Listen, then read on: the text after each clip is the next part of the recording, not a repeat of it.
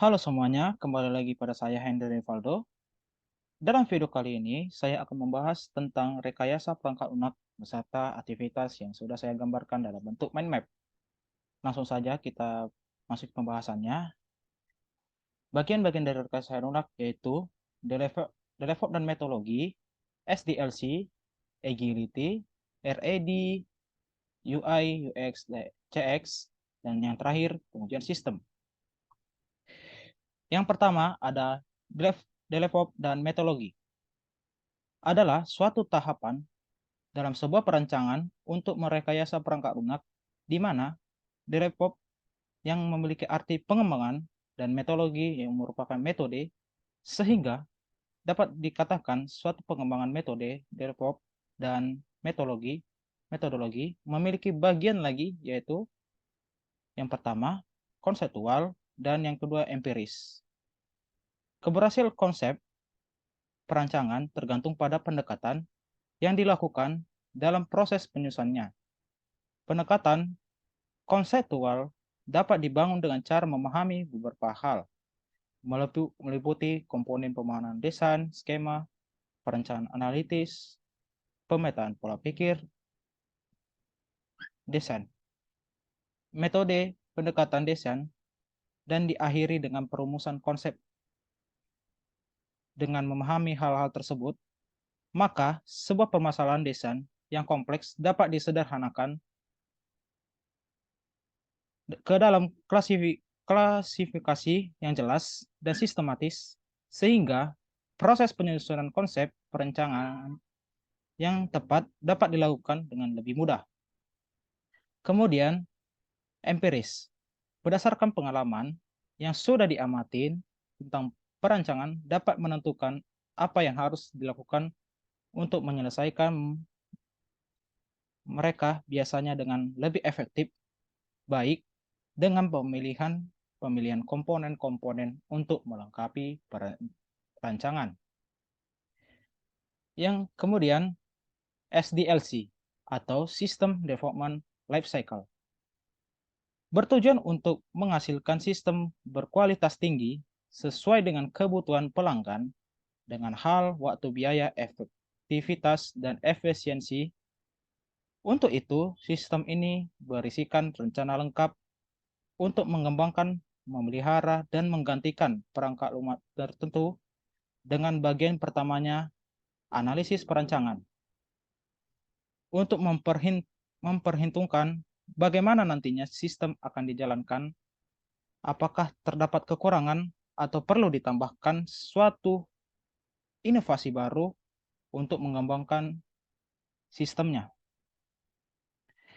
Kemudian ada Agile, adalah metode untuk mengembangkan perangkat lunak dan project management metode.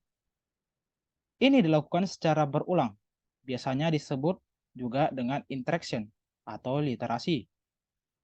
Dengan metode Agile, proses pengembangan software dan manajemen proyek bisa lebih cepat. Tentunya proses ini adalah proses yang sangat mementingkan pengguna karena prosesnya yang berulang sehingga dapat lebih mengefektifkan kualitas rancangan serta pengalaman penggunaan. Kemudian ada agility.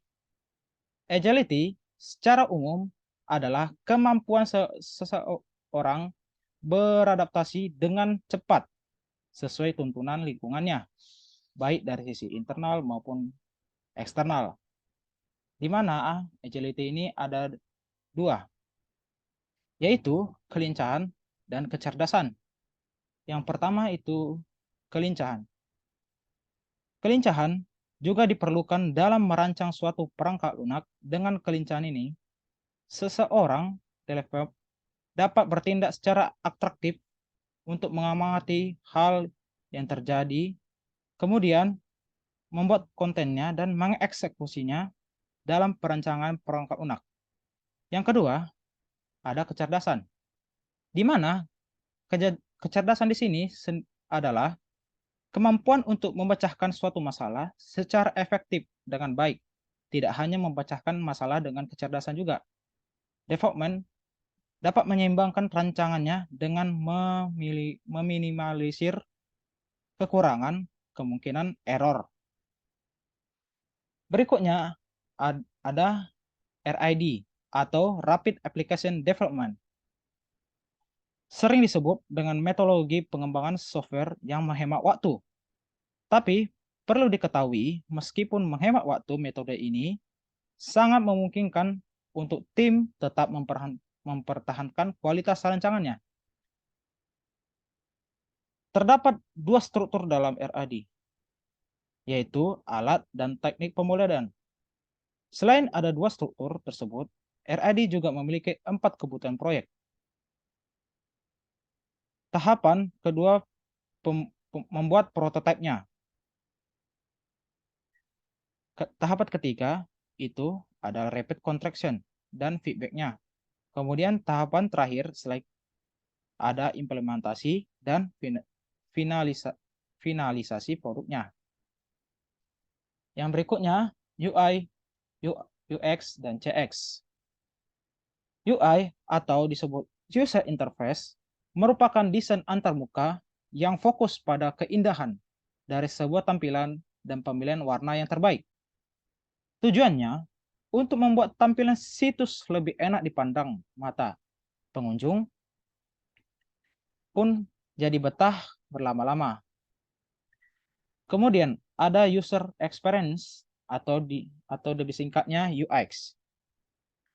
Merupakan proses meningkatkan kepuasan pengguna situs atau aplikasi tertentu melalui kegunaan dan kesenangan yang diberikan dalam interaksi antara pengguna dan produk. UX desain inilah yang memungkinkan suatu situs bisa digunakan dengan mudah sehingga tidak membingungkan pengguna. Dan yang terakhir CX atau Customer Experience atau bisa disebut juga pengalaman pelanggan adalah merupakan hal yang penting untuk memastikan pengalaman pelanggan yang positif sehingga pelanggan membangun loyalitas dan afinitas merek, mengizini produk atau layanan Anda dan merujuk teman-teman mereka dan meninggalkan Anda ulasan pelanggan positif yang akan membantu bisnis Anda. Jadi, UX, UI, UX atau User Experience yang merupakan desain antarmuka pengguna dalam segala perangkat teknologi yang menjadi penarik utama bagi seorang user menumbuhkan minat atau keinginannya untuk menggunakan perangkat tersebut dalam jangka waktu yang panjang. Dengan UI yang baik, nyaman dilihat, dan juga menarik dapat memberikan kesan pertama yang bagus serta dapat menambahkan nilai plus bagi pengalaman pengguna ketika berinteraksi dengan perangkat ada visual produk, di mana ini merupakan penataan produk dalam UI dengan memperhatikan berbagai aspek ketertarikan pengguna yang membuat seorang user akan mengambil keputusan menjadi seorang customer. Kemudian, ada perjalanan user. Langkah ini menggambarkan skenario kemungkinan soal bagaimana pengguna berinteraksi dengan produk yang dengan memberikan hal-hal yang menarik yang sesuai dengan keinginan dan kebutuhan pengguna yang akan menciptakan pengalaman pengguna yang akan selalu diingat oleh pengguna tersebut. Dan yang terakhir yaitu pengujian sistem. Merupakan pengujian berdasarkan spesifikasi kebutuhan perangkat lunak, biasanya dilakukan berdasarkan spesifikasi yang dianalisa secara informal dan manual. Terdapat dua pengujian sistem, yaitu black box dan white box. Black box testing adalah uji coba fungsionalitas sebuah aplikasi atau program yang sedang dikembangkan, dan white box testing adalah metode uji coba struktur internal seperti pengujian pada kode aplikasi. Black box testing Black box testing bertujuan untuk mengetahui apakah fungsionalitas program yang dikembangkan sesuai ketentuan yang dibuat atau belum, dan berfokus pada perspektif dan user aplikasi nantinya. Dan white box testing bertujuan untuk melihat apakah struktur aplikasi tersebut sudah sesuai dengan ketentuan ataupun belum. Terima kasih atas telah mendengarkan penjelasan dari saya. Please subscribe, share, dan like. Bye-bye.